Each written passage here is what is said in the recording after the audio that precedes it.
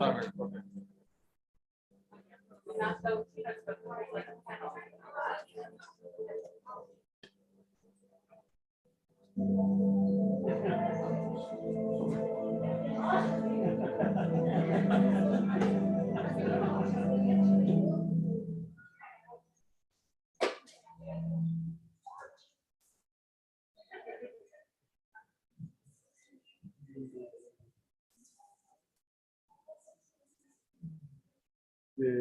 Julian, we should not. We should not tell like which is gonna be the order. It's just like gonna say like everyone gets started, they will be ready. Say like not count for weird, say like that. Well, it's okay because they already are here. Yeah, it's okay. It's all right.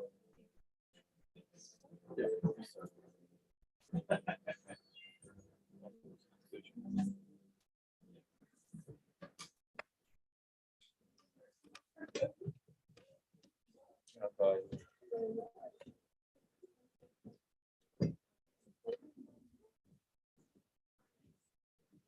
Hello, everyone. Hello.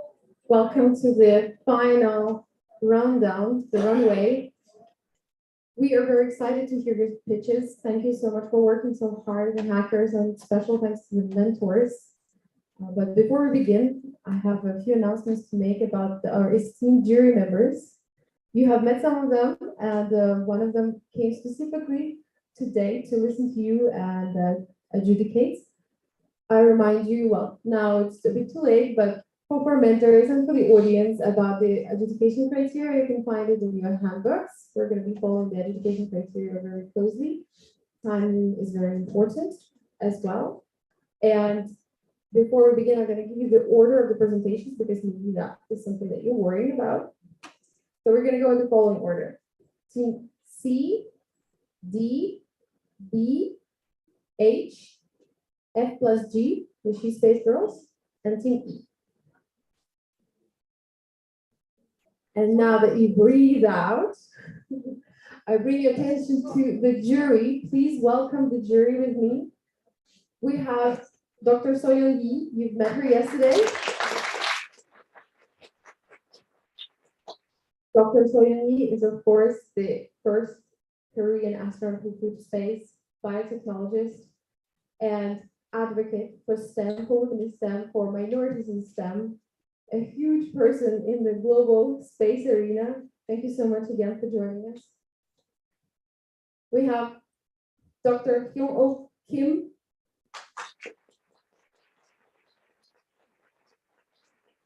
Majored in geoinformation and remote sensing, focusing on urban ecology and environmental planning, and received her PhD degree in engineering from Berlin University of Technology. After finishing postdoctoral work in TU Berlin, she joined Korea Aerospace Research Institute, KARI, of course, a big supporter and collaborator in this event today. She served as program board member of the group on Earth observation and has been practicing as executive secretariat member in the international chapter Space and Major Disasters since 2014.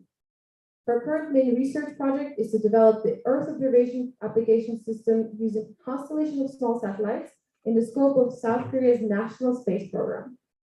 She's also motivated to extend the role of women as scientists in the society, so she acts as a board member of KARI's Women Advisory Committee and as a board member of the Association of the Korea Women Scientists and Engineers. Thank you for being here. Last but not least, we have Sabrina Alam.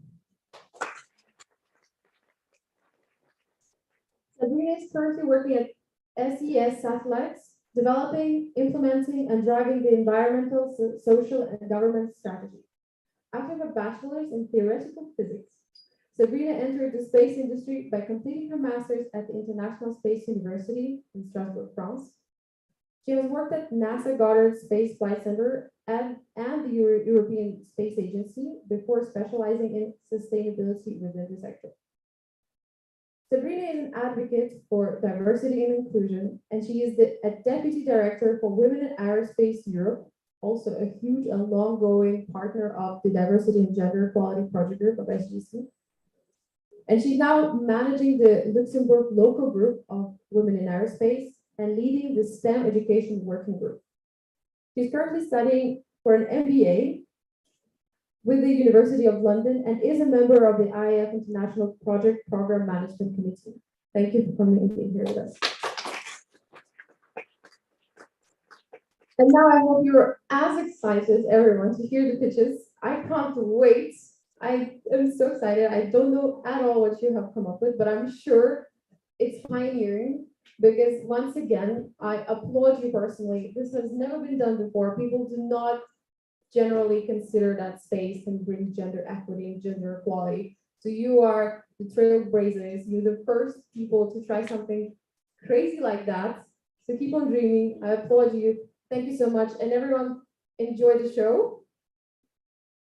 So we're gonna go with the 8+2 minutes schedule. So you have 8 minutes of pitches, then 2 minutes for the jury to ask you questions. And I'm gonna announce each team to come take the stage. We have Leandro here on the computer. You come, I do not know how many of you are presenting, so please, when you come, present yourselves, the presenter, and then tell us who's on your teams as well. And now let's begin. So I call the first team C.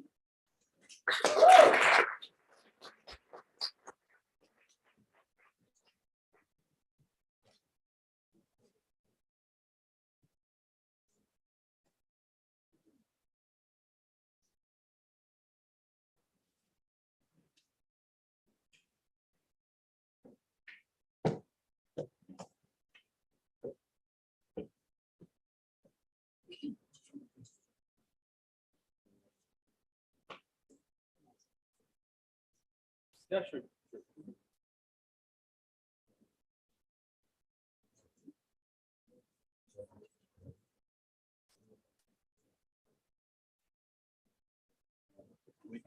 So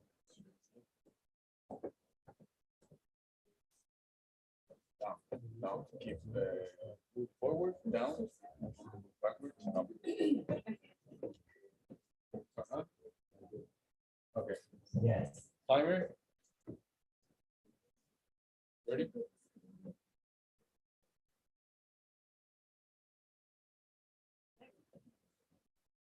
Everyone hear me? Yes. Yeah.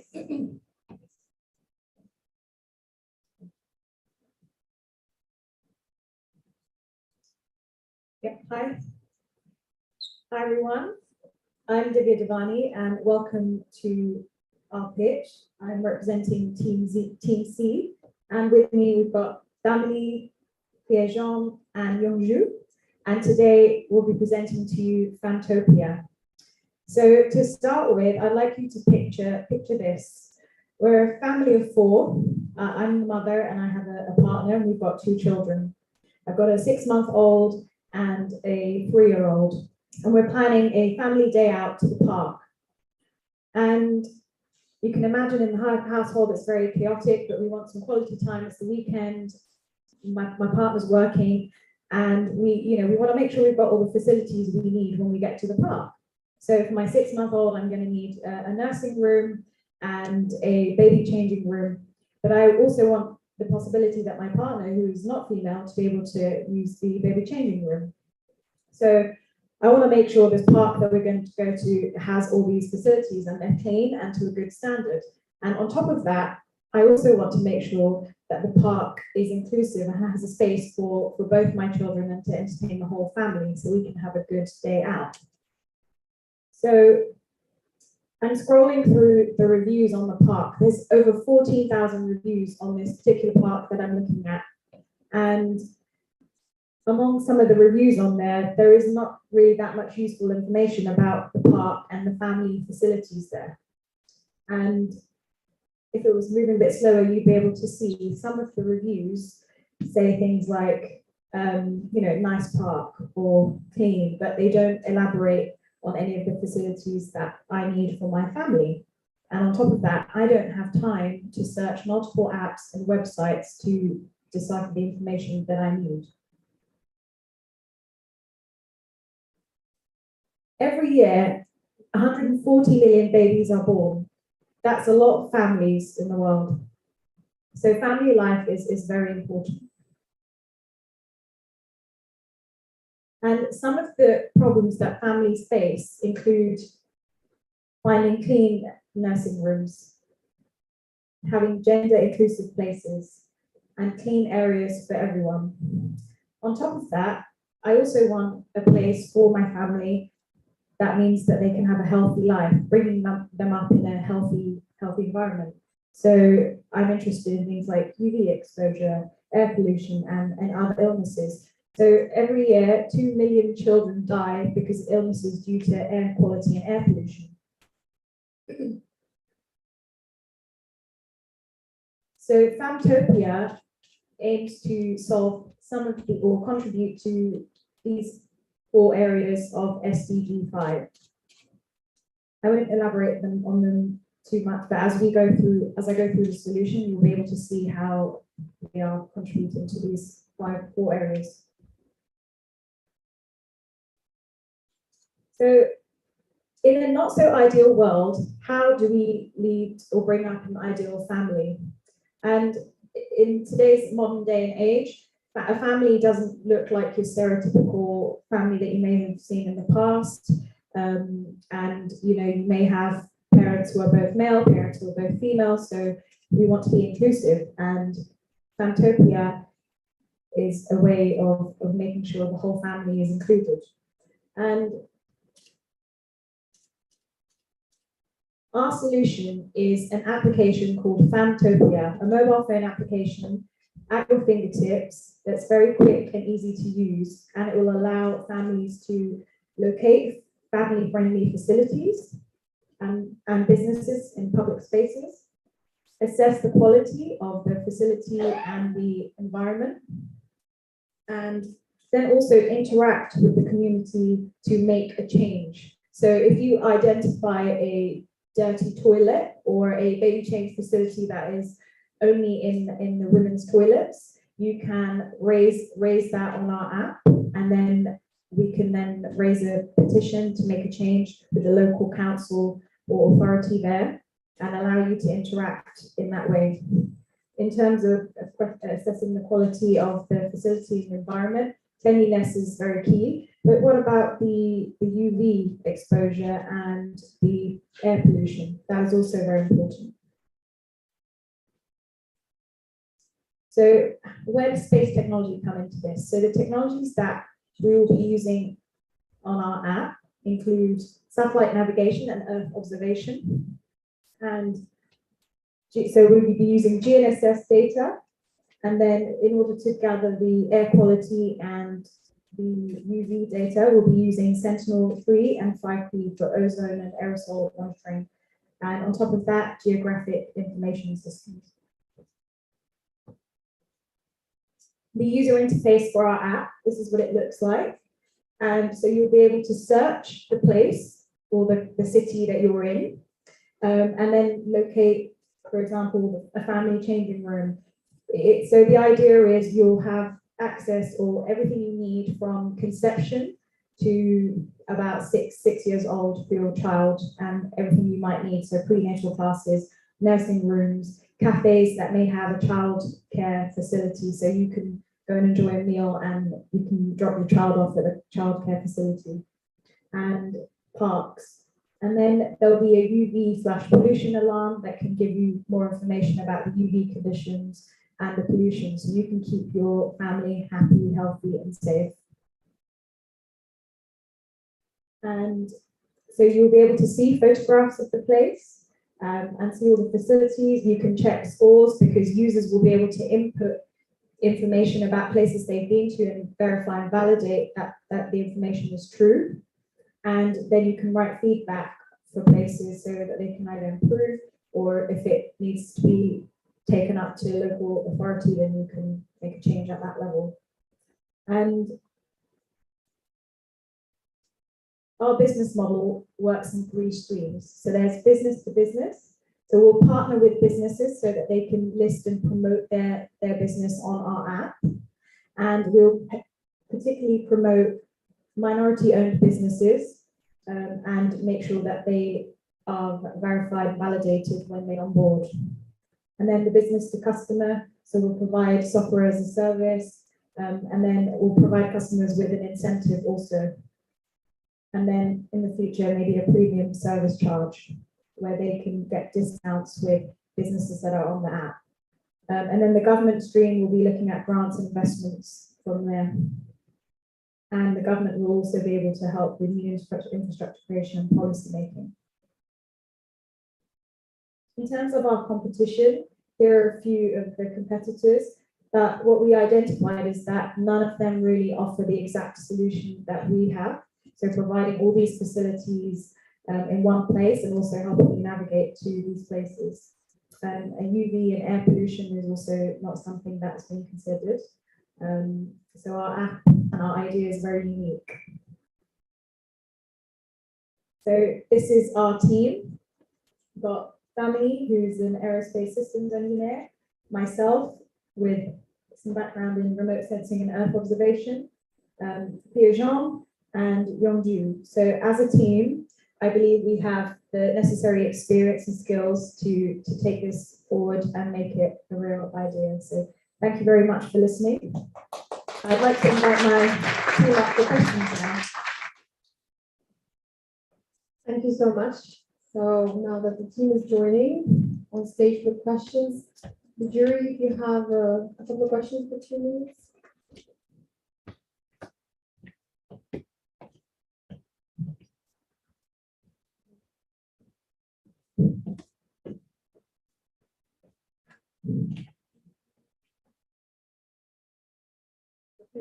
Yeah. Okay. Yeah, I have a question. Actually, I understand your app, you'll gather the information about the family-oriented facility, but I didn't kind of visualize all those kind of airports and you can pick from the satellite.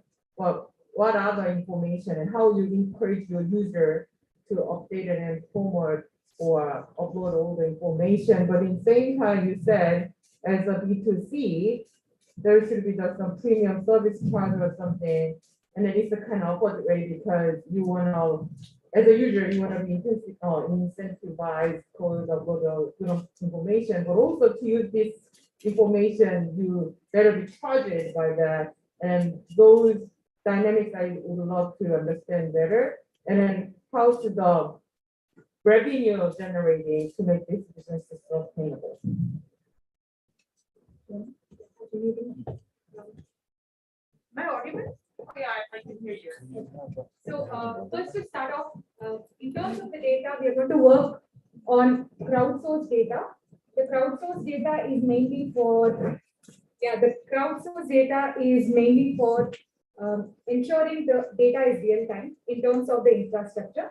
The second data, there's already a lot of softwares and tools which are available, which are using satellite information, the Copernicus program and Sentinel information for air purification or air monitoring, and also the UV. So there's already individual apps which are doing this. What we're trying to do is, the technology is same, but we're trying to integrate it into a comprehensive holistic solution like this, so that you don't have to you don't have to check 4 to 5 apps to come with a solution. You can just look at one app which gives you the complete viewpoint. Now, coming to the revenue aspect of it, what we wanted to first establish is, initially we want to make the service free for any user. Let's say you're a family of 5, you can all sign up and use our app. But what happens is, we have to ultimately make money. So, though we can make money from the listing advertisements, from connecting with, because as you know, family is a never-ending process. A child, then child will have another child, so it just goes on that way. So we want to target advertisements which are family oriented than just any advertisement which is currently showing up. We want to target family based advertisements which will be useful for your family. It could be coaching classes, it could be regarding play which is happening in your area or things like that. So we want to generate through advertisements and through the businesses, and once we are a little bit successful, then we were considering charging a premium fee for a family. Let's say a family enrolls into our app, to avail some services, just like how YouTube, you have YouTube Premium, which has its own little perks. So what we want to do is, for our premium version, we want to give customers more discounts, want to give them cashback options and things like that. Is it clear? Yeah. Thank you. Thank you so much, Team C. That was all time for questions because questions are time. But if you want to, I will make sure I'm timing this. But please go ahead.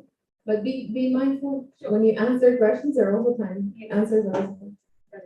Okay, so first I just want to say congratulations for doing such an amazing job. Really loved the idea, the presentation, and your response as well. So thank you. My question, and you can even answer later because I'm not sure if it's judged, but what are the initial resources that you need? So how many staff members do you need? What's the initial capital? I'd love to hear more about it on that side. And also actually, you know, what's your initial target country, target area? So maybe if you have time now or maybe after, would be great to hear some of that. So just quickly to answer that, we want to build our service based on first a particular location. So we have considered India as a target because in India the population is very high, whereas the public infrastructure available is less for the person. So what happens is there you need priority for services. So we want to start with very populated countries, and then we also for the resources actually we might require 5 to 6 folks who are having background in GIS basically, who can help us, and also we need software engineers. Without software engineers we can't do anything. So we want that skill set. And apart from that, to be very honest, our system is an easy implementable solution because most of the architecture is already in place. So what we are trying to do, we are not reinventing the wheel. We are trying to integrate whatever is there and bring out something intelligent and useful for the consumer. So we explain probably later. Thank you, sir. Thank you so much. So thank you. And now Team D, please take the stage.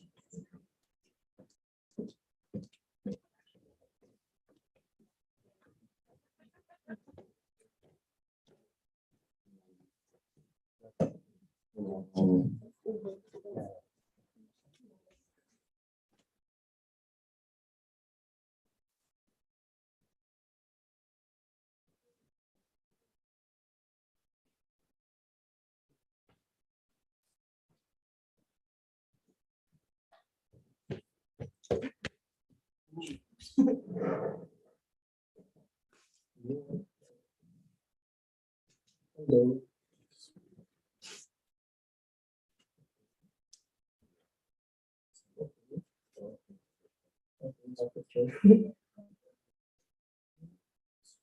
Yeah.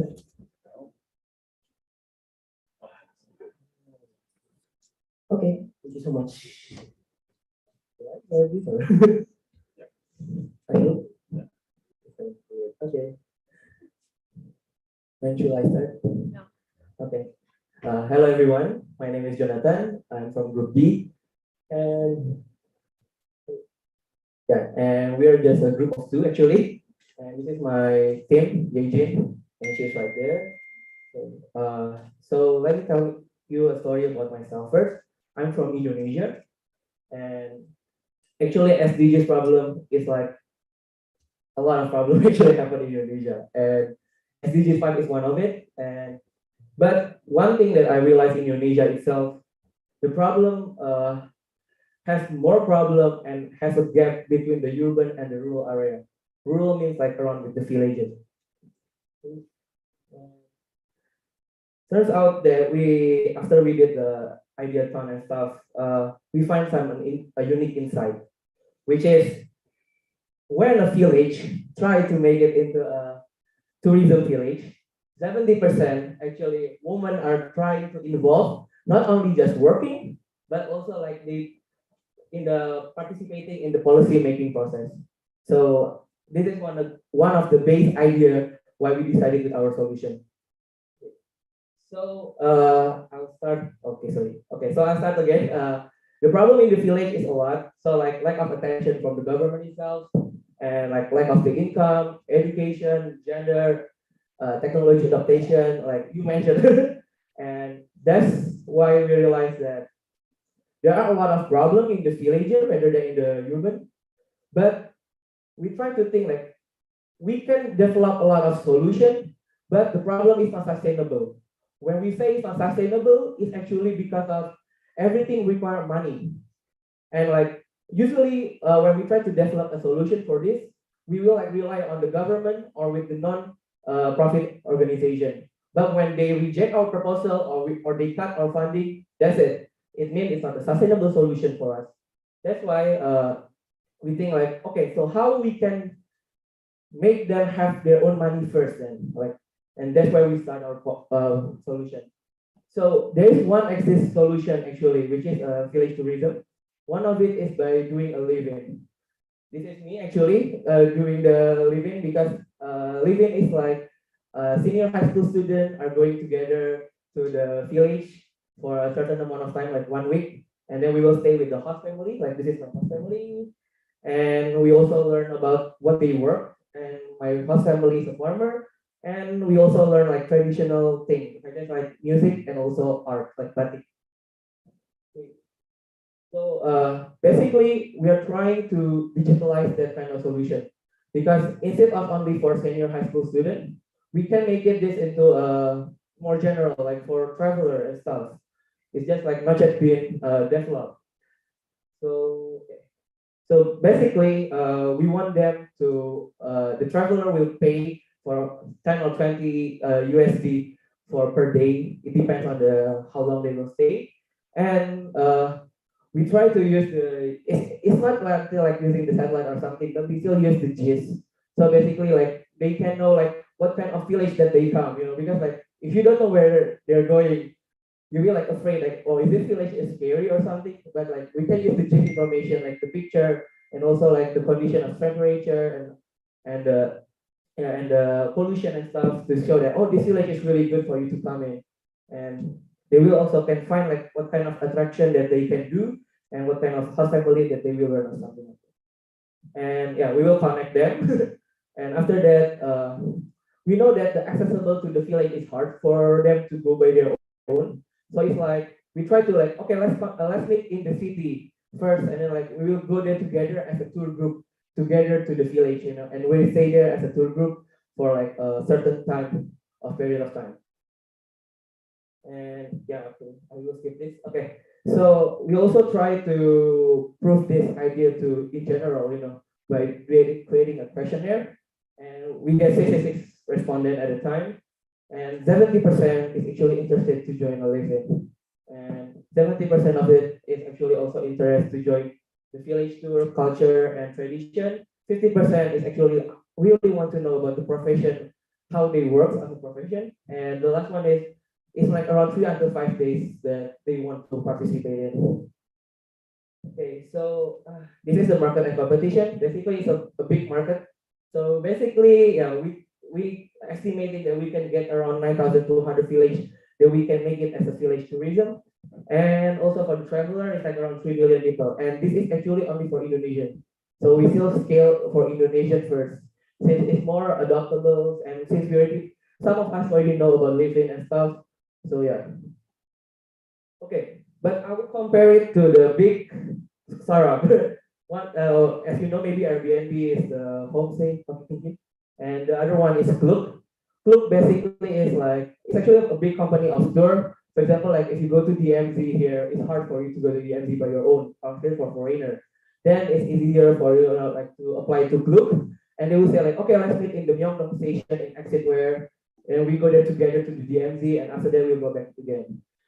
Where you see Airbnb and the Klook value, and if you combine it, it's actually similar what we are doing in the living program.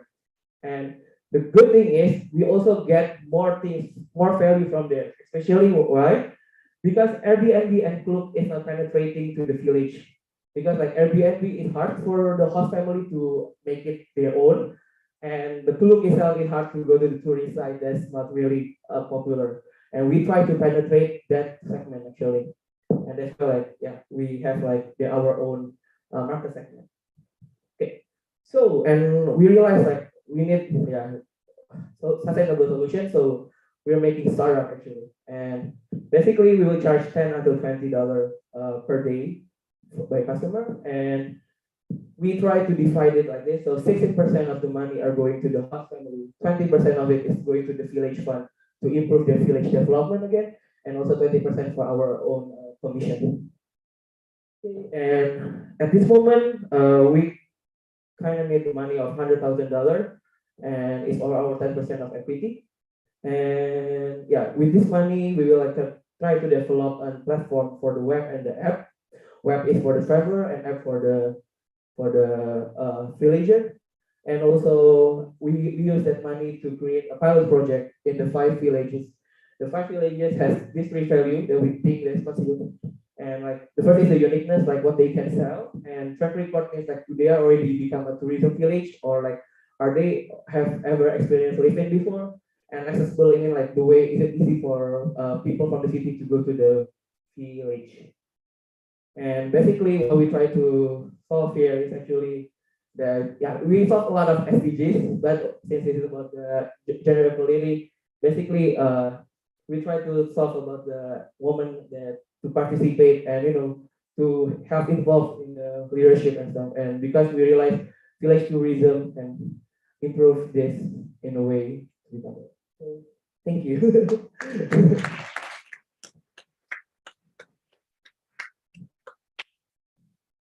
Very much, Team D. Now we have time for questions from the jury.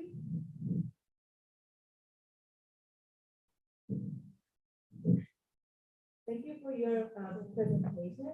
You mentioned about the lack of education opportunity as well as access to the technical technology for women in your country.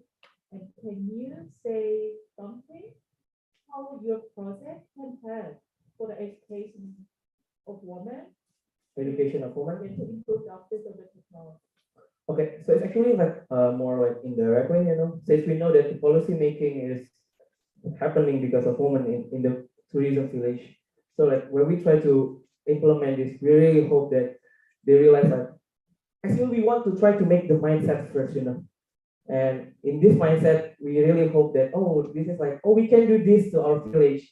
They know their value and they can improve their own village, And by there, like it's like not only helping in just education, but in every way actually, something like that. Okay, sure.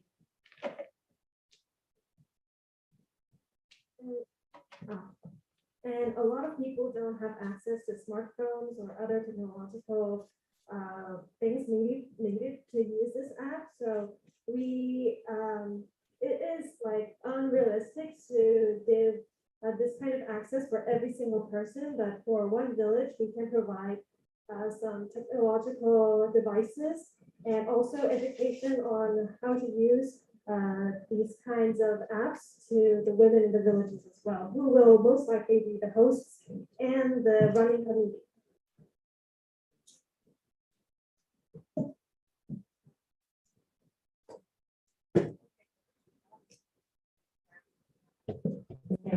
Okay, perfect. I think I'm not sure how much time we have, but my question is about how do you, as an organization, then ensure that women are reaping the benefits of this application? How do you ensure the security behind it?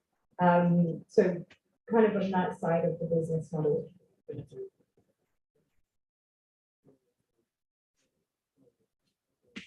You may go with it.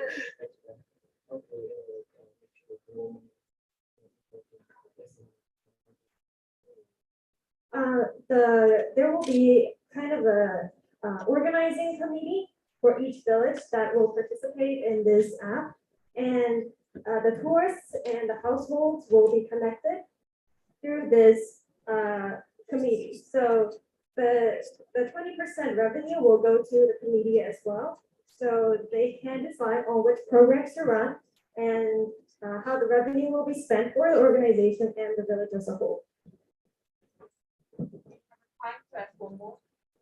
I will not note it in the timing. You can ask them. Or ask them. Yeah, I have a more basic and then original question because as according to your research, there's a low education level for the woman and a low technology for the woman. It's already known, right? But even if you make all those kind of cool platforms, how we can motivate and then make the woman involve that's my kind of concern because already around the world we have all these kind of things, but there should be the reason why women are excluded in the village and rural, I guess. And then one more thing is, you said a community member will have all the family and a community member kind of like that. I think even without this platform, all community members always care about their community, but still women are excluded. So I think I really wonder how you can resolve those original problems to implement this app and benefit to the women in that rural village.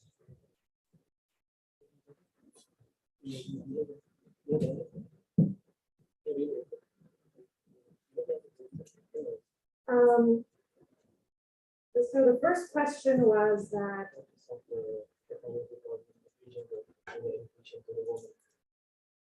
that's a technological problem, but I mean, as you researched, already there's Airbnb and all the kind of platform, but they didn't learn it, they didn't have it. But what's the difference between those and you? And then even if there's a community, there's already community and they always help their own community, but women are excluded, and how your app help make the difference. there's an existing program, a living program in Indonesia, and it is participated by many senior high school students. And most this program is because the hosts naturally become the women, because the women do the cooking and taking care of the children who come to their houses. So we thought that it would naturally lead to women taking control of this program, and tourists can ask questions to them and inquire about the village. Second, Oh yeah, and I mean more about the technology that compare with the Airbnb and stuff is because Airbnb, like if they try to make it their own, like apply host family or host room, something like that directly, like it's hard for them or traveler to come to that on their own. So we try to make them as a tool with this one. Guys, great job. Thank you so much. Team B. And now we welcome on stage Team B, please. Stage.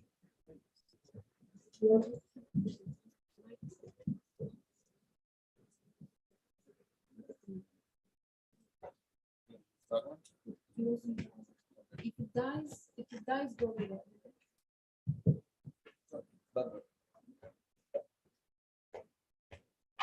Oh, that way, that way, that way. No, no, no. That way.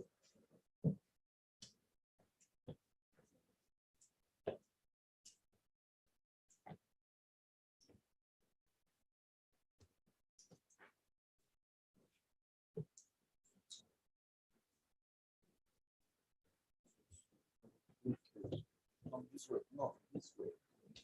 This way. No, just this one.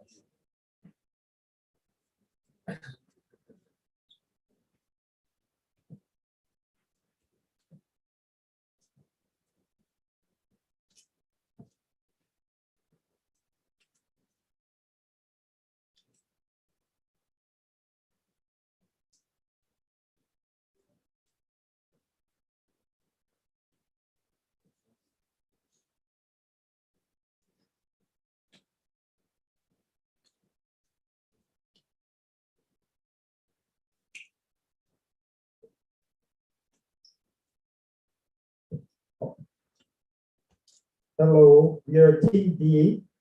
My name is Sung Chang. We will present in the order of Seungyeon Chang, In Hyuk Baek, Someon Yoon. So sorry that our team speaks English very well. We made platform, the name is Raymond.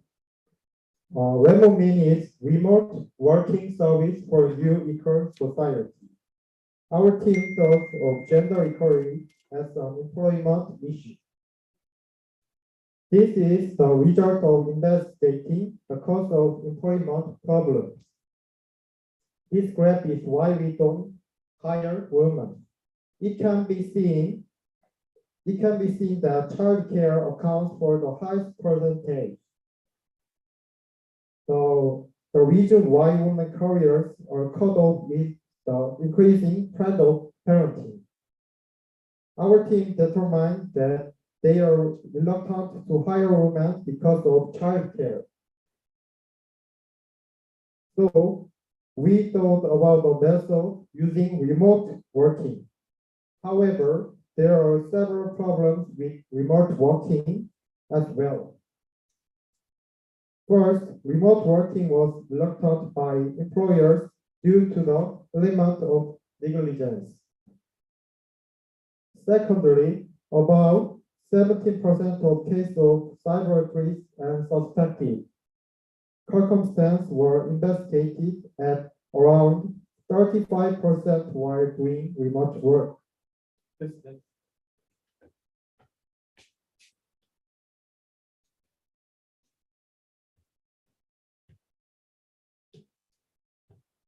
In other words, the problems of remote working can be divided into two. One is a security issue and the other is neglect of while on duty. We are committed to solving these problems so that everyone can work from home better. We try to come up with solutions through satellites. To solve the security problem, we will use the DES algorithm. This DES algorithm will use encryption in the satellite data transmission method. This picture is part of the satellite data reception code and is in the process of encryption. It is highly secure because the encryption key is changed frequently.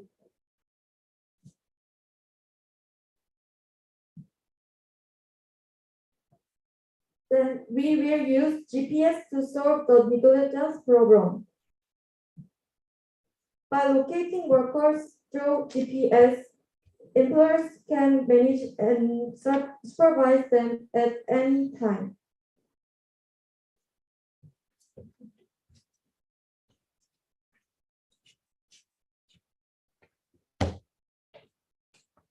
그러면 인력 100 our competitors include SK Telecom, Tigo, and NHN. Yes, the three companies you see are companies that are adopting telecom team. There are quite a number of large-scale companies that are adopting parental leave at home, abroad and around the world. And we believe that there is sufficient demand for our customers to use our services. The table you see here is statistical data on parental leave. The number of paternity leave for men as well as women is increasing. Not only women, but also men's customers can be the target of our service. And our target areas will increase even more. The number of office workers taking parental leave is increasing every year, and it's important to create an environment where they can focus on their work while working from home as well as taking parental leave. The table below is survey of the number of telecommunicators by the Korean National Statistical Office. The actual number of the telecommunicators has been steadily increasing until recently, and it can be seen the table that number has increased sharply after COVID-19 and after 2020.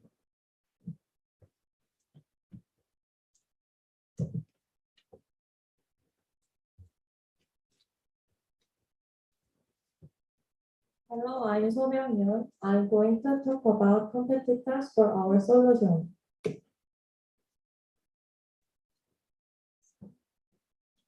First, the two companies in the picture.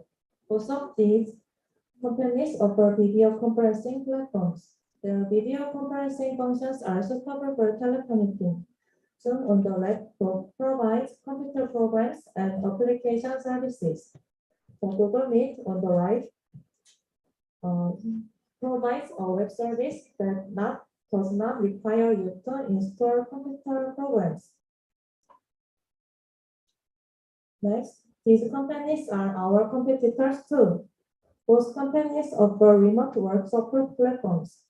The yellow one, Kakao Enterprise, provides integrated cloud services and chatting functions among workers. The blue one, Shifty, provides a service that checking attendance with work location coordinates and radius settings by GPS. Finally, let me introduce our product. The following is the interface of our service, created using MIT App Inventor. Two buttons are displayed on the screen, each written access right and attendance. If you touch the access right, you are granted access to your company's security program. This enables the start of remote work.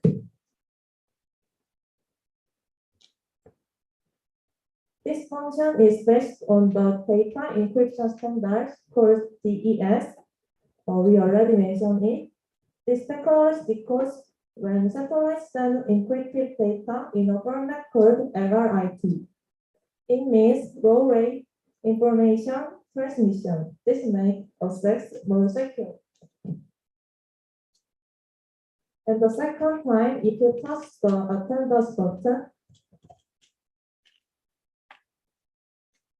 a commuting confirmation is made by comparing the set remote workplace with the user's current location. Of course, this function is implemented with GPS technology based on satellite. It's finished. Thank you for listening.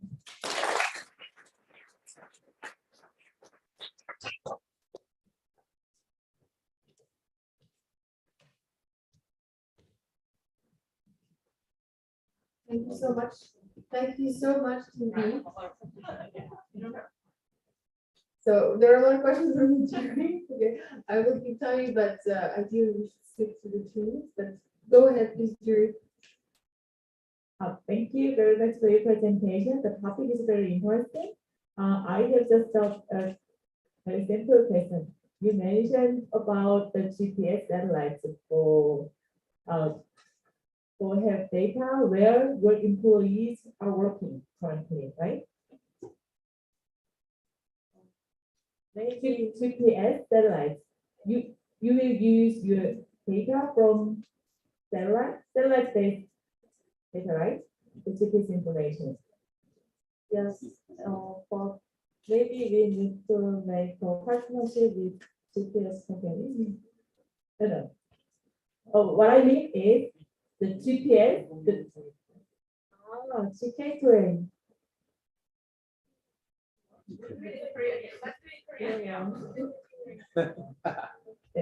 그 GPS 한법 위성 데이터를 써서 위치 정보를 얻는다고 하셨잖아요. 네. 그런데 그 위치 정보라는 거, 위성에서 얻는 위치 정보라는 거, 사실 아웃도어만 가능한 거지. 인도어에서 일을 할 때는 사실 그 데이터를 활용할 수 있는 방법이 다르잖아요. 그러니까 내가 일하는 곳이 뭐 건물 어디 내가 연구소를 가지 않고 집에서 일을 하는 것 정도까지는 구분을 할 수 있겠으나 여러분들이 문제를 지적했던 거는 그러니까 원격 근무가 집에서 일을 할 수 있는 시스템을 하는데 데이터는 그 사람의 어떤 워킹 플레이스를 모니터링하는 거는 GPS 데이터를 쓰신다고 하셔가지고 그게 기술적으로 어떤 해결 이미 뭐 맥으로 구현된 거에서 뭐 맵이랑 그 현재 위치를 뭐 오차가 있어도 비교를 할 수 있을 거라고 생각하고 아니면 입구까지 내려와서 엔트런스 밖에서 GPS를 확인을 해야 할 수도 있을 것 같습니다. 저도 한번에 물어볼게요. 저는 사실 여기서 전혀 설득이 안 되는 게 일을 잘하고 있는 것과 위치가 어디 있는가가 연관성이 있는지가 너무 궁금하거든요. 그러니까 집에 있는 걸 확인했지만 일을 안 할 수도 있는 거고 공원에 있는 걸 확인했지만 일을 열심히 하고 있을 수도 있잖아요. 아까 그 통계치에서 볼 수 있듯이 저희가 봤을 때는 고용주의 입장에서는 이 재택근무를 사용하기 꺼려지는 이유가 뉴스 기사거리에서 봤듯이 이게 고용주가 믿고 맡기기에 불안하다는 그런 생각이 있기 때문에 재택근무를 꺼려한다고 고용주가 그렇게 통계가 나왔었는데 저희는 그 점에서 고용주들의 불안을 해소시킬 수 있는 네, 그게 포인트거든요. 고용주 입장에서 위치가 어디 있는지 알려주면 일 열심히 하고 있다고 안심이 될지가 궁금한 거예요. 네, 왜냐하면 위치는 알려줄 수 있지만 일을 열심히 하고 있는지를 왜냐하면 그거는 집에서 버튼 하나 누르게만 붙여놔도 되는 건데 그 근무 태만을 어떻게 로케이션을 해결할 수 있는지가 궁금해요. 모든 불안을 해소할 수는 없겠지만 적어도 정말 생뚱맞은 위치에 있는 것을 방어할 수 있다는 점에서 약간의 의미가 있을 것 같다고 생각을 했습니다. 왜냐면 저는 되게 생뚱맞은 위치에서 일을 잘하고 있어서 리모트를 하고 있거든요. 그래서 제가 고용주라면 위치보다는 정말 일을 잘하고 있는지 신뢰를 주는 플랫폼이 필요할 것 같아서 여쭤보는 어쨌든 너무 수고하셨고 이런 아이디어부터 시작이니까 너무 공격적으로 받아들일 게 아니라 고민을 한번 해보자고 드린 말씀이에요. 감사합니다.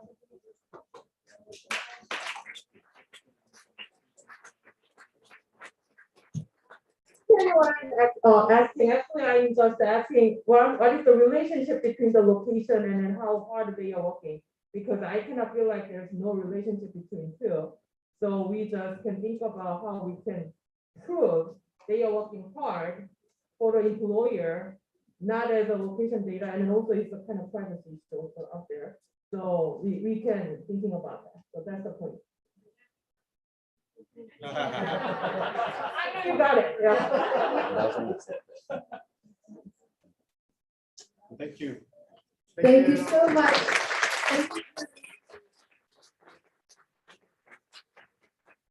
Thank you. And now please, Team H, take the stage.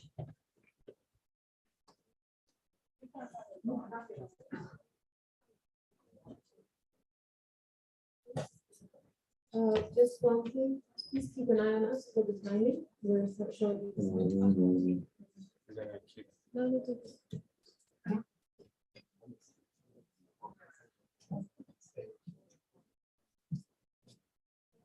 This on your neck.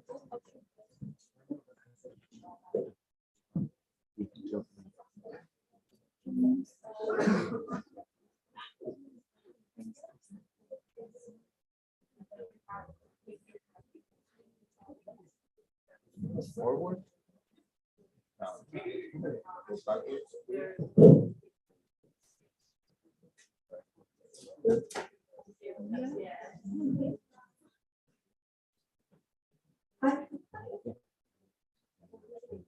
You're in front. You could present there, and then you will see everyone. Okay, I'm Rahmi Sukmawati. I'm from Indonesia. I'm Team H. Okay, to solve a problem that farmers face in less developed country, so we give a solution that we give name iFarmer. iFarmer is all-weather agriculture farmland early warning system based on community-oriented approach. So what is the problem? So the problem is, do you know, 80% of women in less developed countries depend on agriculture. And you know what? only 10% of women get credit. And here, yields by 2050 will decrease around 10% due to climate change. And only 5% of women receive extension service and technology in agriculture. So lower access information will result lower productivity. And how to resolve this problem? Yeah, our business, iFiber, have 3 domains, which is first one remote sensing, processing server, and last end users. Here, how it's working. First, we will gather community feedback, then later we will use it to identify the potential issues. Then next, the community feedback we will use to integrate with remote sensing data, and we will get crop suitability analysis for site selection, and we can also map cropping pattern and practices to estimate crop areas. And next step is remote sensing data and ground data will use to derive crop agrometeorological parameters. And from these critical parameters, we can get information about crop condition assessment, and we can also get crop yield forecasts. So this will be delivered to the users as a farmer. So what we can deliver to them, first disease control and water stress, and then flooding or disaster, and then the next is crop selection. What is the best crop for an area? And then when is the right time for sowing, fertilizing, and harvesting? And we can also educate them with modern crop farming practices. Here, we deliver this whole information by SMS, or video. And in case of the people who do not have access to this information, we will deliver this information to the community center in that area. So how our solution is very strong to resolve this. Yeah, the user just let us do the analysis. They will give feedback to us, and then the user will follow our guidelines, and the next user can get more revenue. So here our company is in the term of easy access and productivity or additional profit. Here we have a very strong position where our company use SAR data and another company use optical data, which is not applicable to South country area, Southeast Asia. And it is our market size. For 5.4 billion USD is total available market, and only 1.3 billion USD is serviceable available market. And here 60 million is our target. And you see, here is a business model of a farmer in my hometown in Indonesia. So the average revenue they get a year is 12,000 USD per hectare. So our solution is we will give them service for 6 months free subscription. And then after free subscription, 6 months, they will get extra profit around 50%. And then after that 6 months, we will charge them with our service 20% of their extra profit, and special over to support general equality. For women, we will take only 5% of their extra benefit, and then 1% only from vulnerable community, and from to promote gender equality, we will only charge 5% of their extra profit. Here our traction. Where our traction is until 23, where the first 2 years we will implement our solution to pilot area, which is Indonesia is my hometown, and then the next we will expand it to Asia until America. This is our team. I am the CEO of my company, and is right beside of me is another expert. So it's your time to take action to invest in our company. You can invest 100,000 USD that will be used for all this purpose. It's our team logo, and thank you.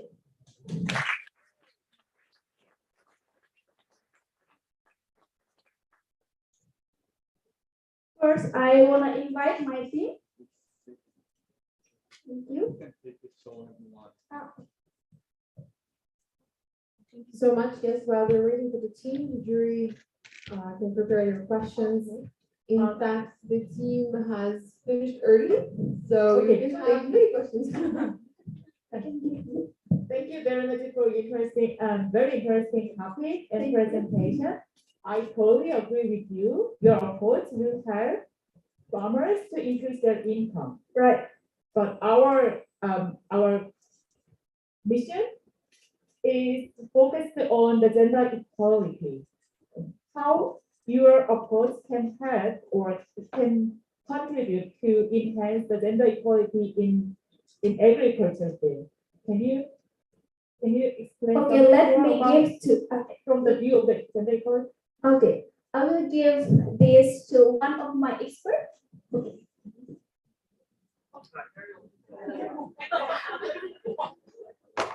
Like Rahmi already presented our business model where we take only 20% of the additional profit from the farm owner. But in case of the farm owner is a woman, we only take 5% of that. And if the community is vulnerable, we take only 1%, which is $1 per month for 1 hectare scale.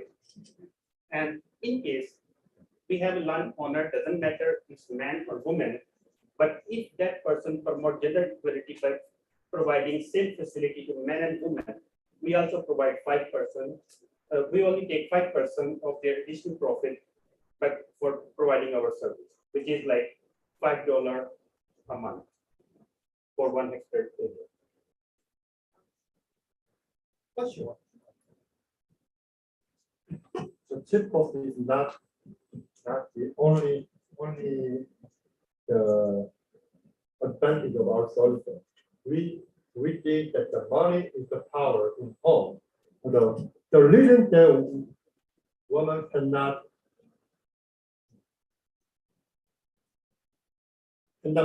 make their sound, their voice is just because they do not earn their own money. We think that if the woman can earn more money, then we can think the woman can make their own sound more, then it will contribute to their own right in home, and it will contribute to achieve the gender equality. Thank you, and great job, team. Really, really good. So I have 2 questions.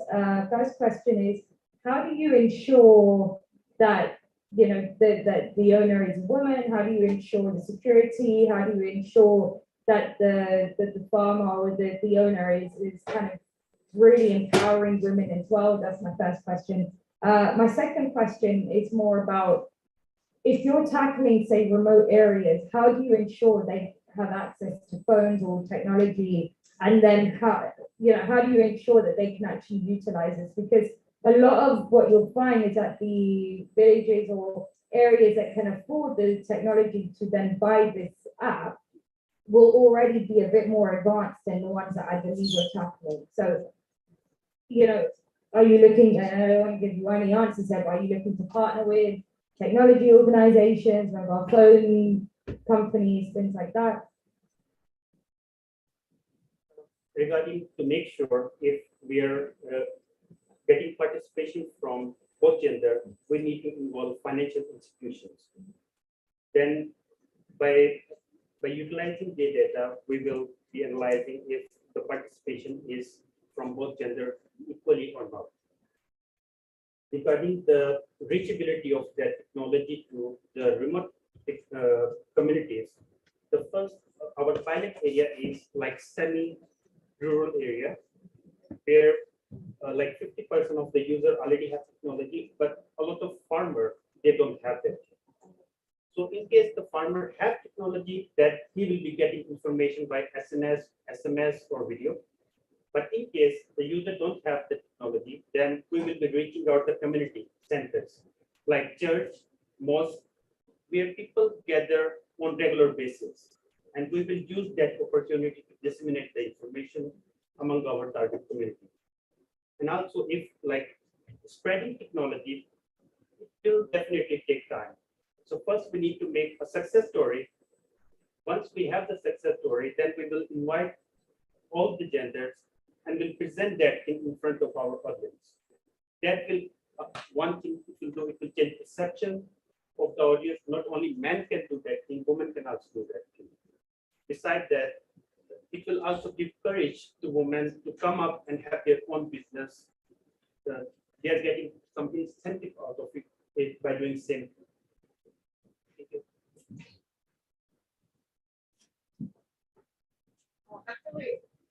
Actually, it's not a question, it's more like a recommendation. And according to your data, there is only 10% of the women can get a financial credit, and then they don't have access to the bank system and all those financial system like that. So if you just have an incentivized for a female owner of the farmer and a female owner of the business, kind of like that, and then I think you can take advantage of this data up, like, so if change the owner from the male to the female, and then make the female can get the financial credit or financial identity, you can incentivize that. Even if some guys, of course, they just put the name of the woman and then they can take all the control, but still, if financially or officially name and account and then all those security related women, I think they can have a more power. So you can consider to push more women can get the technology access and then financial credit and identity. I think that might be also a good idea.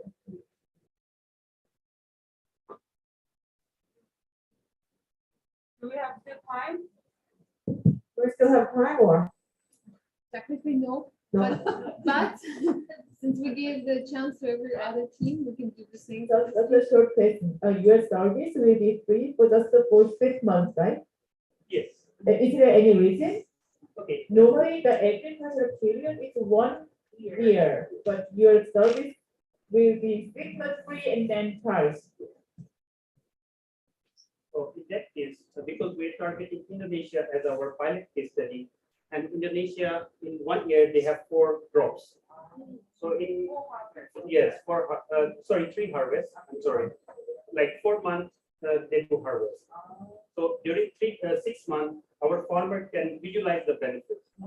But if we upscale that business to other countries, we need to see the local situation. If there's a country that have a crop that have season for 1 year, we will go for 1 year incentive. Thank you. Thank you so much.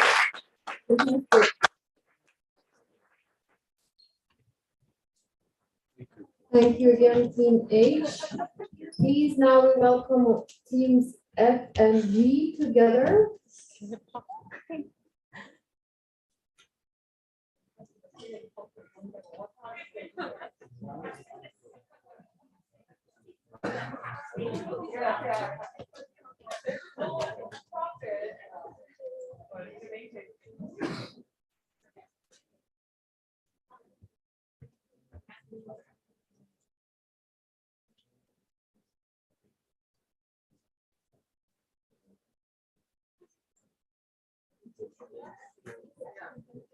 This one.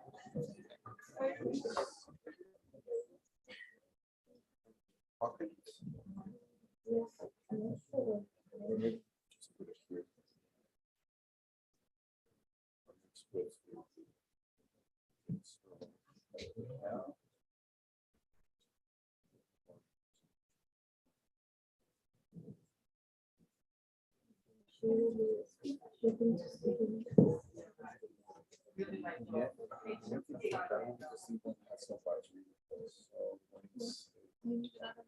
Yeah.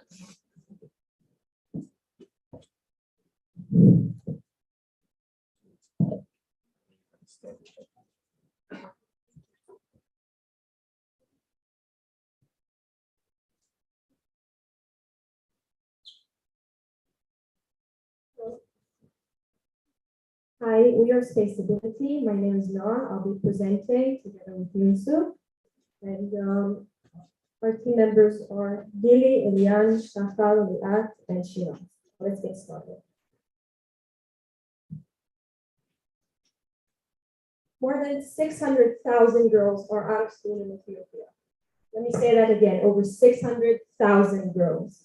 Now, I'm 17, I graduated high school a month ago, and for 12 years, I was able to walk to school, I was able to go to school and know that I'll be safe, that I'll be protected, that I deserve to go to school. But unfortunately, there are 600,000 girls in Ethiopia who don't get that privilege. So let's see what we can do about it. I was in boarding school and they could not afford it anymore, so they decided to marry me out. There are hundreds of thousands of cases like this in similar. We have a few problems regarding why girls specifically and kids in general don't go to school in Africa, specifically in Ethiopia as well. The first one is gender roles. Not everybody thinks that girls should go to school. Some people think the girls shouldn't go to school because they should take care of the household. And there are a million other reasons because unfortunately in our world, we sometimes view women as less than men and not deserving for education. We also have the issue of poverty, geographical isolation, gender-based violence, and early marriage and pregnancy. So why are we doing this? Why is this helpful to us to promote gender equality? The main reason is that it will reduce poverty. When women are more educated, they can contribute to the country and for their own benefit and for the country's benefit. And it'll all in all be helpful for financial issues. So our vision is using communication satellites to provide accessible futuristic education in offline areas and promote gender equality.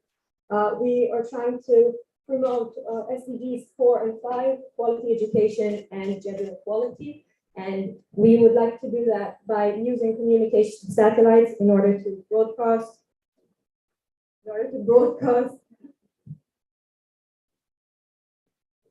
school lessons in all kinds of subjects to community centers, separate community centers for boys and girls. And in that way, we will be able to give them a safe space to get educated. So a bit about the technology. In order to transfer the videos, the classes to Ethiopia and to other offline countries in the future, we will use a communication satellite. We'll use the ground station in Ethiopia. They already have an existing ground station. And we will do that in order to get the satellite data. We have two options for satellites.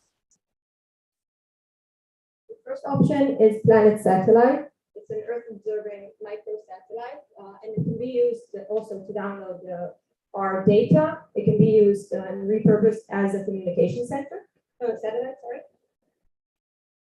And our second option is OneWeb satellite. This one is a communications satellite, but we will need to use a different ground station, but they're both possible, and that's how we can do it. So a bit about our educational plan. We divided our subjects into two kinds of subjects. The first are professional subjects. We have reading and writing in Amharic, English, math, and general science. And this science specifically is designed not only for them to learn and educate themselves, but also to be able to learn solutions to problems that they face in their communities. And our second lot of subjects is gender-related subjects. So first, we will have lectures by women in high positions. We want to do that in order to expose both boys and girls to the possibilities that girls can do more. The second one is sex education. It will be separate and different for boys and girls, but it's extremely important for them to realize that, especially in a young age. And the third will be home, family, and education lessons. These are based on lessons that we have in Israeli religious schools, and they're designed to help them realize that the way their home is designed, the way their family is designed, the way they were educated is not the only way. We can show them other ways. We're not trying to, just change everything they know in a day, but we do want to show them other options, and this will also be separate for boys and girls.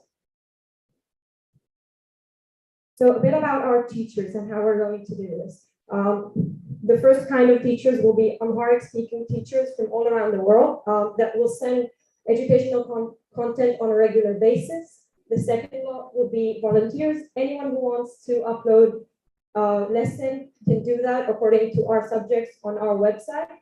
And we will have a team of professional volunteers that will review them and decide if they're suitable, and if so, they will pass them on. And the third will be the lecturers, the female lecturers in high positions, again, in order to expose them to new possibilities. So a bit about our funding. The organization is non-profit. We're not trying to make any money. So we will need donors. We have 4 options for donors. The first is the UN. They support a lot of similar projects, so they're very suitable for our funding. We also can use collaboration with existing associations, philanthropists, and sponsors. They all have their own incentive and reason to help us. And our target audience is school-age children of all ages. We're not trying to separate by ages. We're trying to separate by level. So you can go to school, like, doesn't matter how old you are. So our connection to the community, obviously we can't waltz into a community we don't know and expect them to cooperate with us. What we want to do is collaborate with the local government, and that will connect us to the community leaders and encourage cooperation. And the government has interest to cooperate with us because our educational program, especially the science program, can help the community evolve. So this is our business structural scheme. We have a project manager, and then for each of the aspects that we are discussing, we will have a manager and a team. And a bit about our impact. So yes, I'm here to tell you our vision and what impact we are going to have on throughout the world. So by 2030, we want to see more kids, especially girls, going to school in Ethiopia and enjoying it, learning how to solve their local problems. We wish to have them included in the world, studying what they want and working for the country. This is our vision. We want to realize gender equality in education.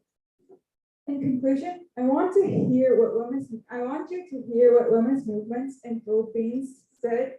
Each challenge and resistance gives birth to new kinds of resilience. Each battle fought, no matter whether won or lost, is a victory nonetheless.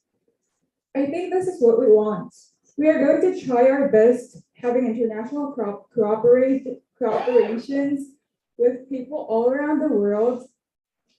We will achieve gender equality in the end. We may fail, we may trip, but we are making a step forward to gender equality altogether. And we are starting it from our project, Spaceability. Thank you.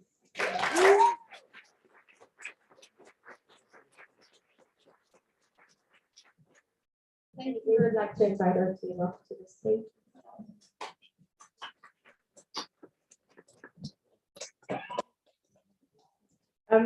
Honestly, I'm amazed. I'm blown away by the work that you guys have done. Not just even for your age, because yeah, just wow. So congratulations. So actually, what you've got is a really good business one. And I'll tell you something. So SCS, which is the company I work for, are part of a UN bigger project. So the UN, I don't even know if I'm actually allowed to say this, but anyone don't say anything. Oh, nice. So anyways, the UN are looking to already do something very similar, and they're bringing in all the kind of top satellite operators and communication satellite companies together. So they've actually got a consortium at the moment.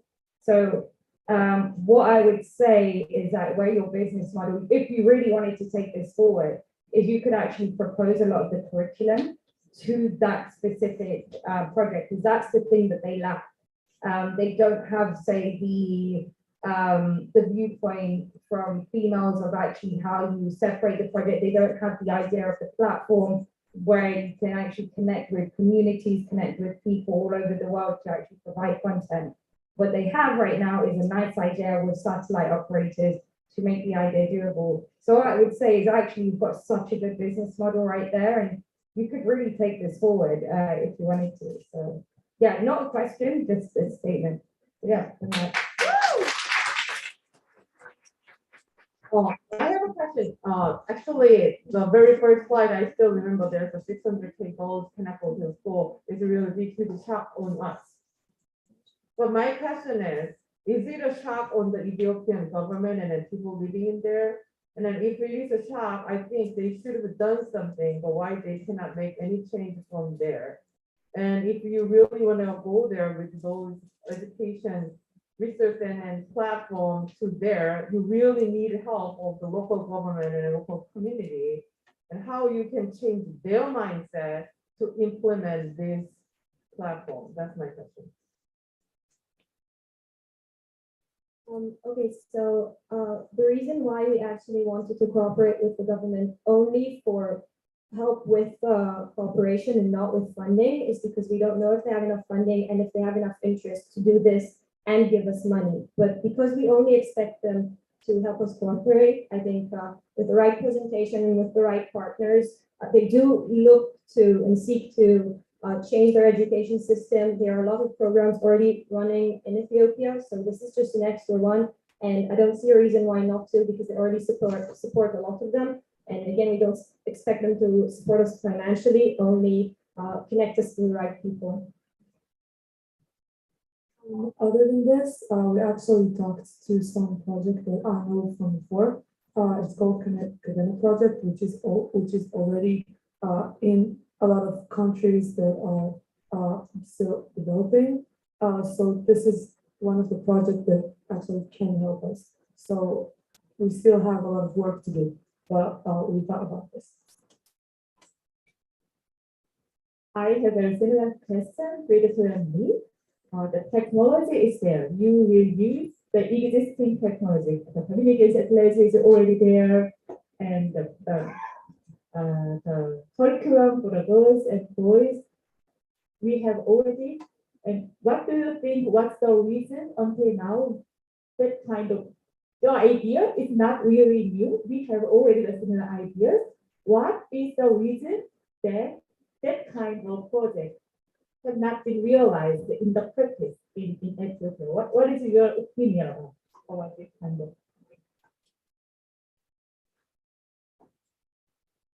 We actually talked about this with our mentor too, and we understand like there are really deep social problems, like structural problems in Ethiopia, and we think like it's really hard to change the culture there because it's like the culture wasn't made like throughout a day, and we understand that it's really hard to solve, but we had to bring up this, and we wanted to think about it, like, yes, we understand. So we are going to talk with the governments if we can, and we want to get a lot people all around all around the world involved, and we want to. And you know, like it's really important to these girls. Like I think our team really believe that the girls need education in Ethiopia, and that's the why. That's our why. We wanted this project because we wanted to solve the structural problems, and we wanted to really think about it.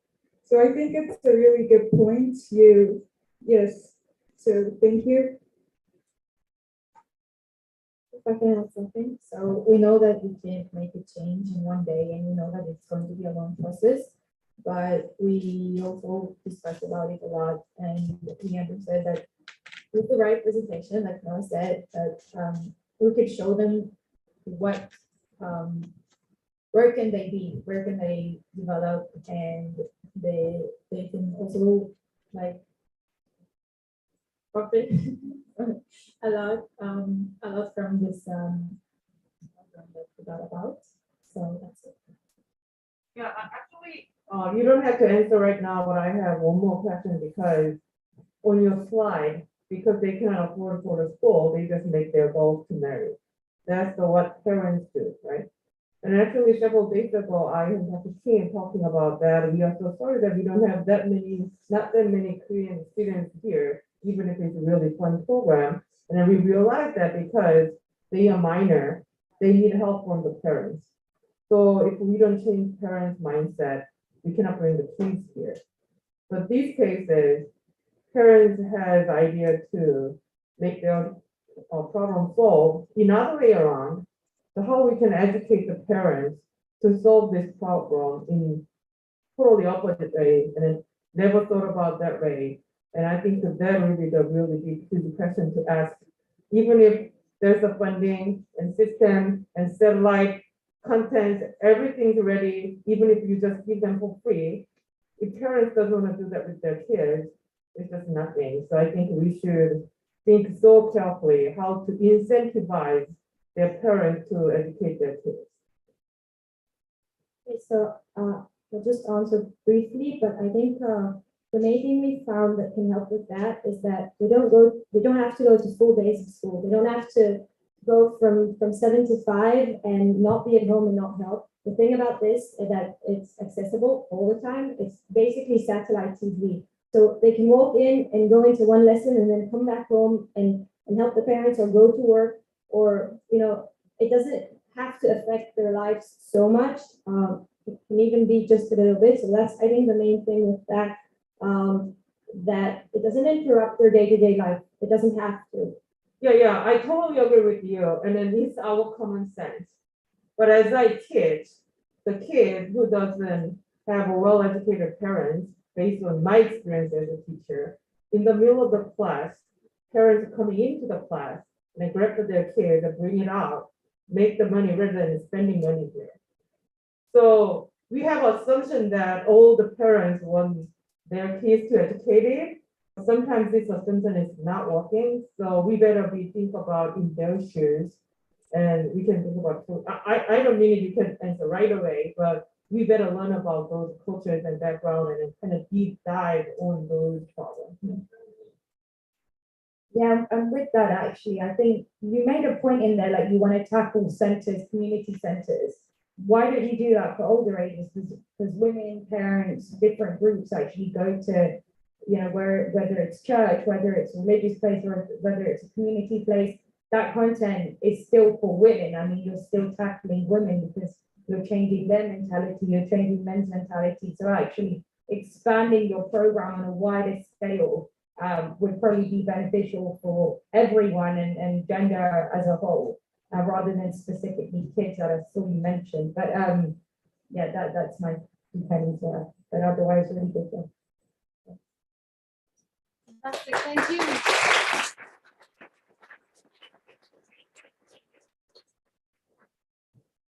Thank you so much again. And now we call the final team to the stage, Team E.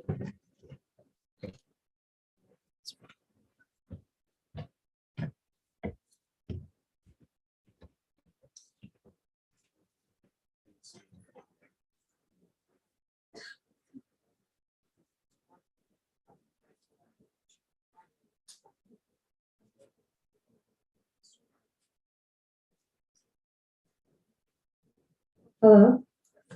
Okay, I think it works.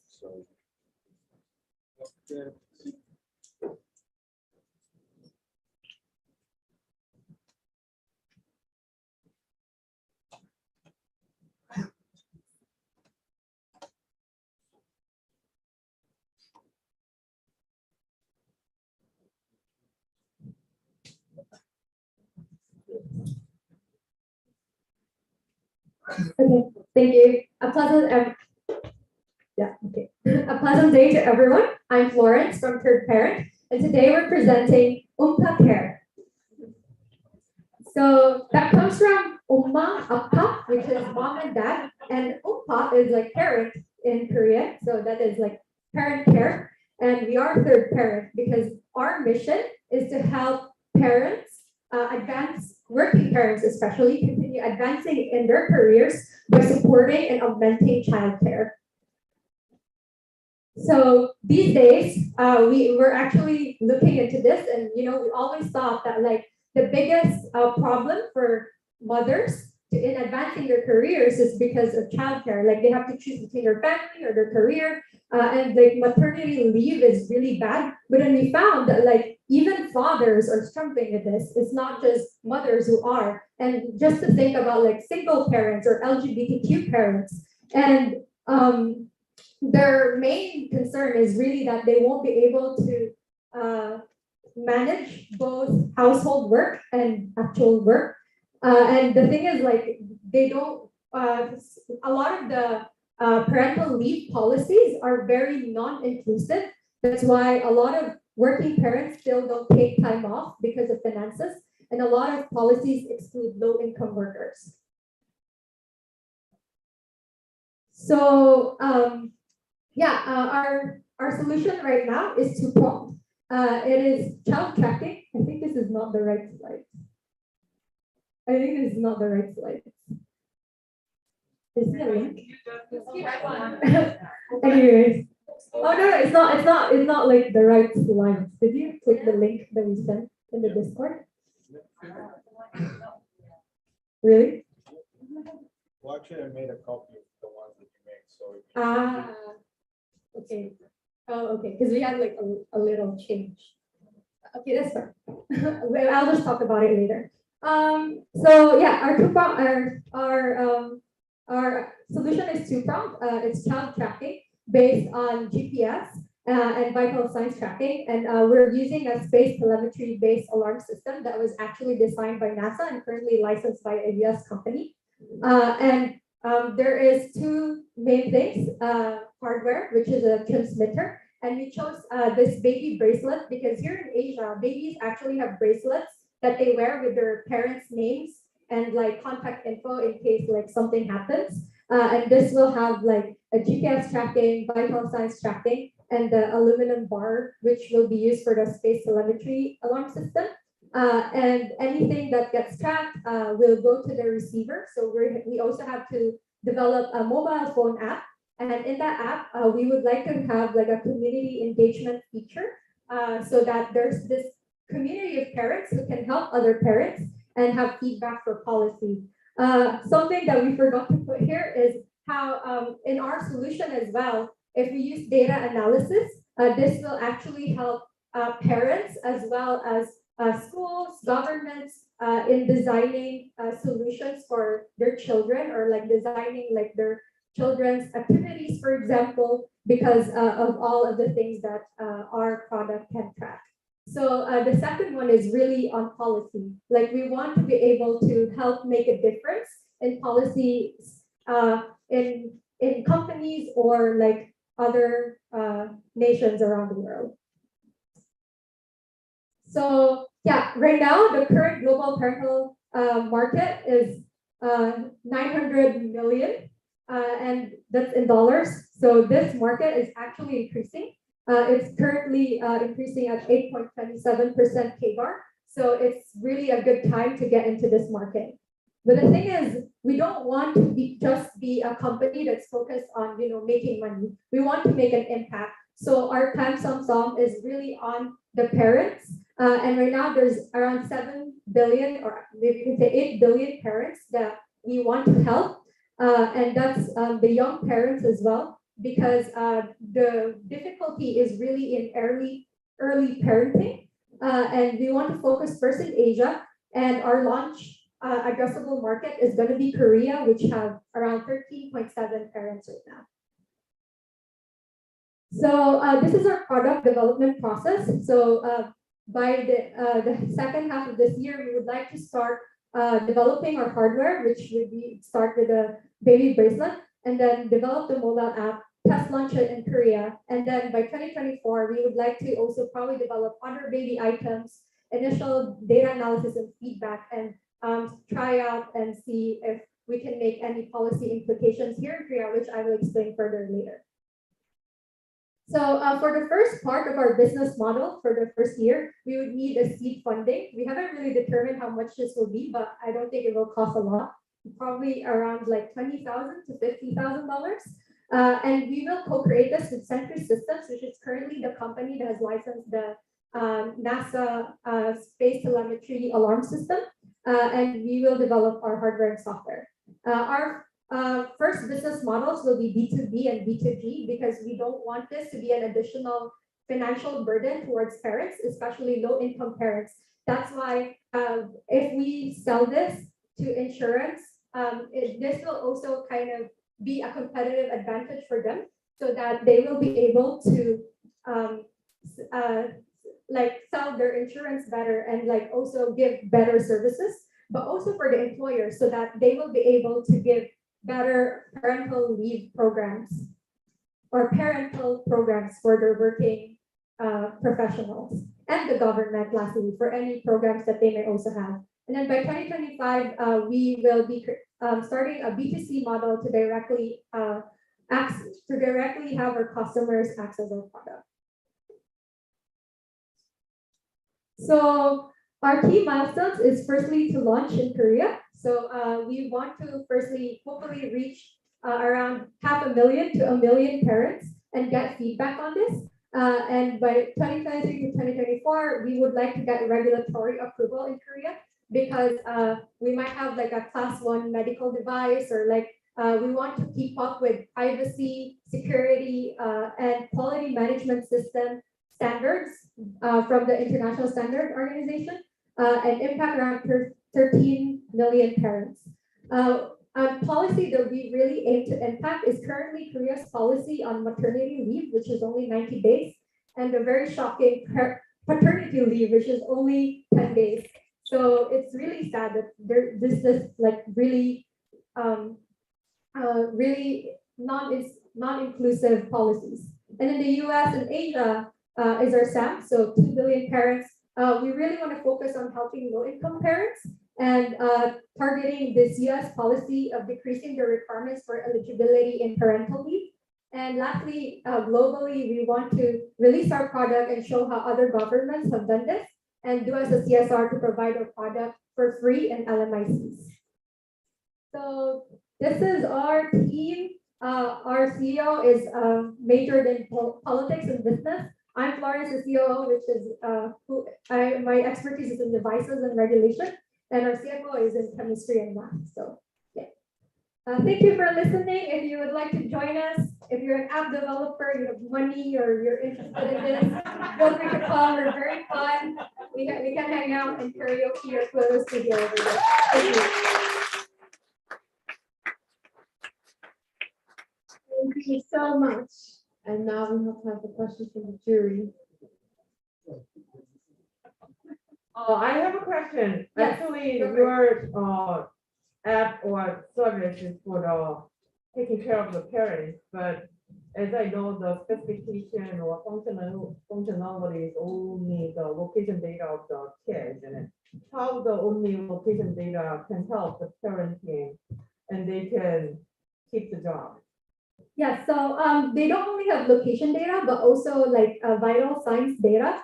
The location data was actually initially based on how apps right now, like there are a lot of apps for parents to track their children, but like there's none for like really early children. And a lot of like parents have this struggle right after their parental leave in like, they have like high anxiety in leaving their children alone. So we really wanted to focus on infants first. And it's on like vital health signs as well. I think our CEO has like wants to explain the second part of the idea about understanding the children. Yeah, so we also use the data collecting function. This will combine this vital signs tracking and the GPS location data. So and we will add the children's schedule information, so we can follow up the children, which field the children feel interested and so on. So we can suggest the customization children's activities and something career experience program and so on. So this is our main part, but we listed in this presentation document. We apologize that. Yeah. So I have a question. So as a parent, I'm not a parent, by the way, I'm just saying. As a parent, I think I would be so apprehensive to have an app that has my child's location, my child's data, and then you're saying you're gonna sell it to insurance companies. I'd be freaking out for so many reasons, especially with the way things are going now. You can basically hack into anything. So that plus, you know, I have no idea where you're now going to sell my data. And then on top of that, right, so that's my first part of the question, which is quite intense. The second part of my question is, we want to expand into other countries, but many countries don't actually put bracelets on their kids. So how are you going to think about that? And also from a pricing point of view, I wish it would only cost 20,000, but you're looking more, add a few more zeros onto that, and that's probably what you want from an investment standpoint. But yeah, I'll let you answer those questions. Yeah, sure. So I can definitely answer your questions. Right now, we have a lot of emerging technologies, one of which is federated learning. I actually work in medical devices. We make medical devices.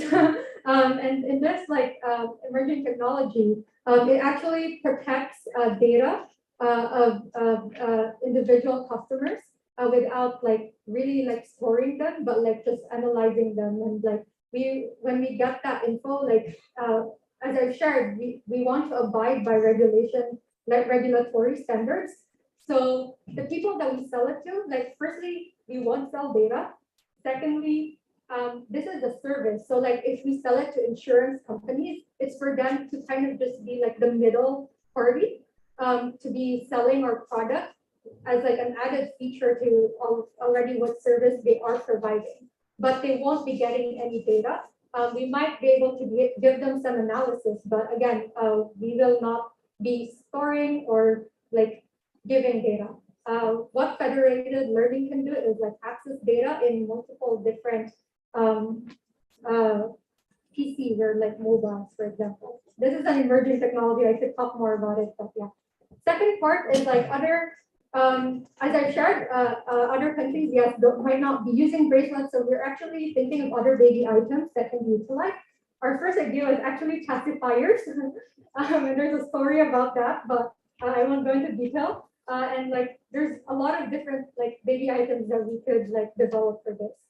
Thirdly, for the money, yes, you shared, we haven't really looked into this in a pricing standpoint, but right now we think, yeah, we might need more money, we might not, we'll see, but yeah, we'll have to figure that out. Sorry about that. Any other questions? Thank you for your presentation. Just a technical question. Do we need really space technology for this kind of app? For example, we use mobile, the smartphone. The company has already similar apps. For example, I can check where my kid is right now without any satellite-based location service. They're using their own receiving station information. So, we can please. Yeah, sure. We actually thought about that. And again, as we've shared, this idea came from in Korea, you can track your kids with your phone. But then when you have a baby, do you give your baby a phone or an iPad everywhere the baby goes? You don't. You need a baby item. And you can argue oh, you could just put GPS maybe or vital signs, whatever. But the part about the space technology is actually the alarm system. So this is an alarm system that was developed by NASA, and the company that is licensing it right now, they're just using it in jails to alarm if a prisoner goes off or something. And in elderly, if they have medical emergencies. So the alarm system is a really important component because the app, yeah, the parent can just keep tracking their child passively. But in case there's an actual emergency, we want to help them to not have any anxiety by always looking at the apps, but have this alarm-based system, and that's what the space technology is. I want to add something. We think that the parenting is mainly consists of two parts.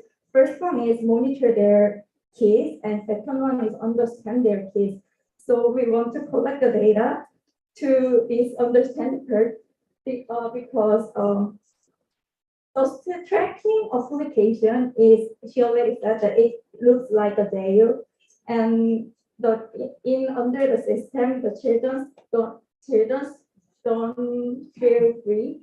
So we want to prevent this situation, and we want more fit the customer's needs. So we figure it out and we added this system to our product. So I think it's our unique selling point rather than other companies. Yeah, it's all. Thank you very much. Any other questions? None? I hope you said. Thank you.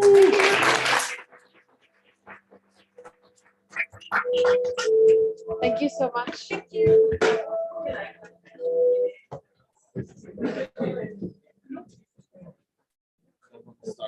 So you should use the. Thank you to all the teams. Let's give a round of applause to all the hackers, please. Thank you. We will soon send the jury off for deliberation, but we have about 9 minutes together, and I just want to give a chance to those who didn't get a chance to speak now, specifically mentors who have been working with the teams over the last 2 days, and those who just didn't get to go on stage, maybe teachers and other teammates who didn't get on stage, to give any remarks on the pitches and the presentation, something that you found interesting, unexpected, or maybe mentors your feedback on the pitches, anything that you would like to say to the teams now after. We don't have time for questions, but any feedback or remarks from anyone, please? Oh, there you go. I just wanted to say that thank you for the opportunity and thank you for all the other groups and teams because it was really, really amazing. It was our first time in Korea or in the hackathon, and it was really amazing experience. So thank you. Thank you.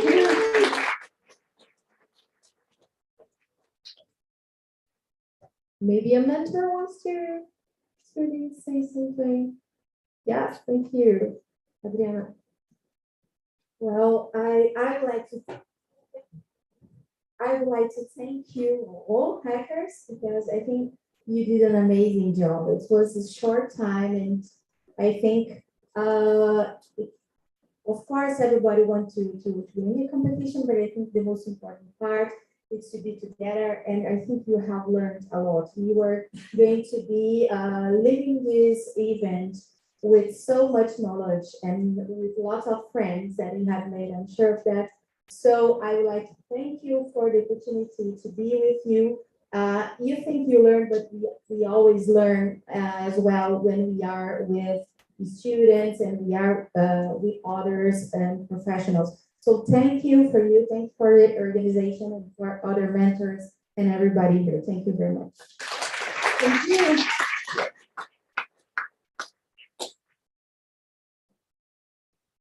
So the same way, I wanted to thank, it was my honor to meet everybody and I really enjoy it. And especially, I want to recognize the 2 Israelis who are going to serve their country at the beginning of the year, right? In February. So stand up, give applause. They're going to go and serve their service. And I'm very proud and congratulate. And I know that the Korean woman hoping that one day they can also have that opportunity to serve in the army and not just men. Okay, thank you, everyone.